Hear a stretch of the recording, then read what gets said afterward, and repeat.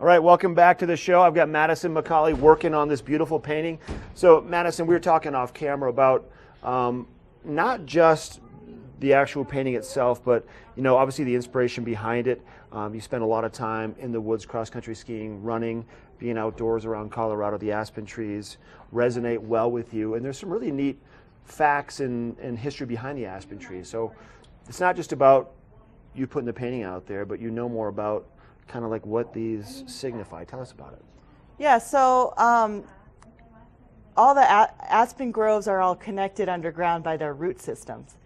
All of them? Well, so in the fall, you can actually tell which groves are together because the shade of the yellow on their leaves. So, so you can kind of tell, like, that's a family over there and that's a family over there. And sometimes you'll see like the same shade yellow over here and over there, and that's because their root systems will connect underground. So that's pretty fascinating, yeah. Isn't it? And they're actually one of the largest organisms in North America. In California, I think, is one of the largest aspen groves. And so I just find that interesting that they're all connected underground. You can't see their connection right away. Right. But tell us about, you were just drawing you call them eyes? Yeah. Tell us about so aspens are self-pruning trees. So these lower branches will fall off because they don't get sunlight. And so then they leave these knots on the trees. And to me, they look like human eyes. And Yeah. so I've really tried to exaggerate that, play around with.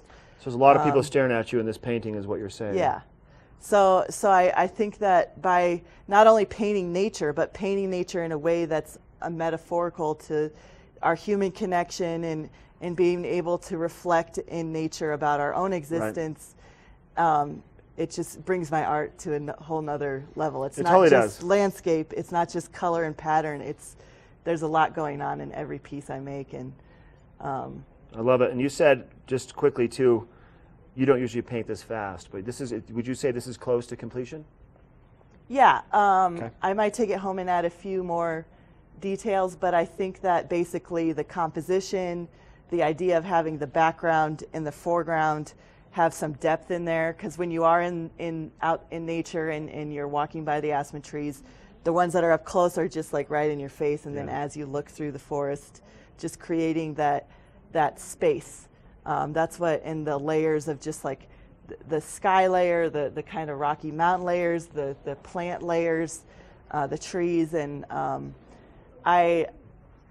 in my